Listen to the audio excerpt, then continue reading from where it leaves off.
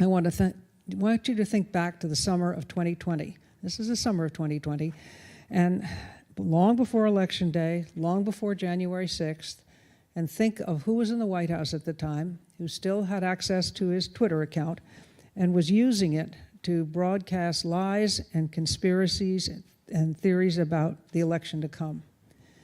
It's mind-boggling, really, when you think about it. In May of 2020, he said that people were grabbing ballots out of the mailboxes and printing up thousands of forgeries. In June, he said that millions of mail-in ballots would be printed by foreign countries. In July, he said that 2020 would be the most inaccurate and fraudulent election in history. Not a word of it was true. It was all lies. But the thunderclap moment, at least for the three of us, came in July 30th, when the president suggested that we might and really should delay the election. Now, at that time, nobody had yet even cast a vote in the 2020 election. That's not what, they weren't close to it. But polls showed that Trump was poised to lose. So he tried to undermine the legitimacy of an election that had not even happened, or even postpone the election altogether, which was a terrifying prospect for any of those of us who believe in the democratic process. The storm clouds were clearly gathering. They were there. It was clear by that point that the 2020 election would be an enormous and complex fight, a fight different from any that we had seen before. And it was clear at that point that the stakes were as high as they could be in a democracy, because our very democracy was being threatened. Now, the three of us on stage here come from different political backgrounds. We're not always in sync. We don't always agree on political issues. I was a Republican, born and raised in a Republican Republican household with my parents and grandparents, and as a Republican governor. Norm's been an ambassador and the ethics advisor to the Obama White House, and as well as served as special counsel to the House Judiciary Committee from the first impeachment and trial of President Trump. Joanna worked as a chief deputy attorney general in Massachusetts and was litigating big cases on issues such as the opioid epidemic, consumer protection, and she was working with other states, as we do now, to defend the rule of law and challenge the Trump administration on environmental policy, on the family separation policy, and on the travel ban that they imposed. Now, one thing we emphasize all the time at States United is that elections are run by the states. That's where the action takes place. We think of elections as national events, all of us, but they are overseen entirely by the states. And what Joanna and Norm realized during that summer of anxiety in our democracy of 2020 was that we would need a state-focused effort to protect the 2020 elections. They knew it had to be powerful, and they knew it had to be bipartisan, because safeguarding democracy is not a red or a blue issue.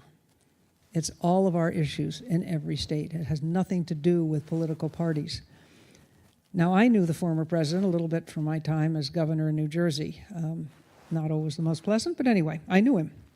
And going back to the 2016 election, I had been very concerned about his disregard for the rule of law and his just total disrespect. And I knew that if we lost the public's faith in the rule of law, that our democracy was really in trouble, and we were going to find ourselves in a very difficult place. So I told Norm and Joanna I would help them however I could, wherever I could, and was an eager part of setting up the operation. And we got organized. It was first called the Voter Protection Program, which then became States United. And we started working hand in hand with election officials in some of the most closely contested states. We organized state law enforcement leaders to protect elections. We supported litigation to protect the United States Postal Service and mail-in voting. We provided voter protection toolkits to attorneys generals and police across the country. We brought in election and constitutional experts to give advice to the states. And we made sure that strong voices were out making the pro-democracy case wherever they could and however they could. Republican voices and Democratic voices alike. Totally bipartisan. You all know what happened next.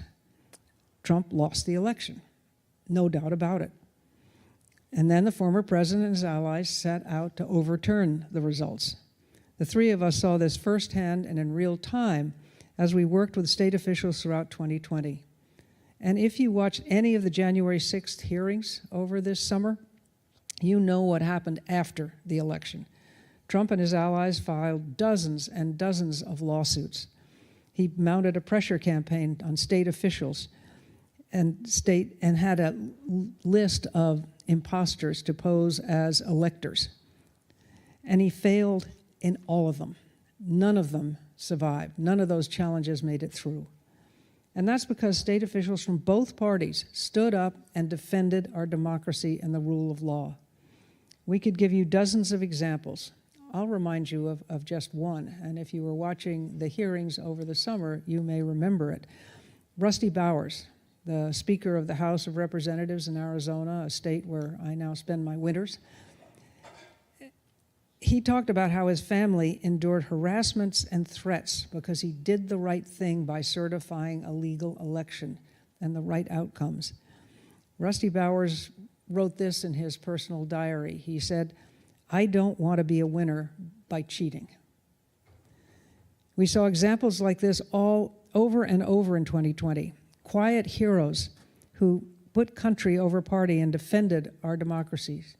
States adjusted for things like COVID and worked to protect safe access to the franchise. Judges dismissed lawsuits that threatened our democracy and our system of free elections. State and local officials, both Republicans and Democrats, pushed ahead to count every one of the votes. And despite threats to their lives, very real threats to their lives that unfortunately continue today, state and local officials chose to do right in positions where those choices made all the difference. In the end, of course, democracy had to be physically defended. The final act of 2020 election was the attack of January 6, 2021. And on that day, I think we all realized that this was a fight that wasn't going to go away, that things would never be exactly the way we'd been before, and we had to think a little differently. That's part of our message for you here today. We need to recognize how difficult it was for those election officials to stand firm. We need to grasp how very, very close we came to losing our form of government, to losing our democracy. And we need to understand that protecting our democracy now and in the future means supporting state and local officials of both parties. Democracy is under attack.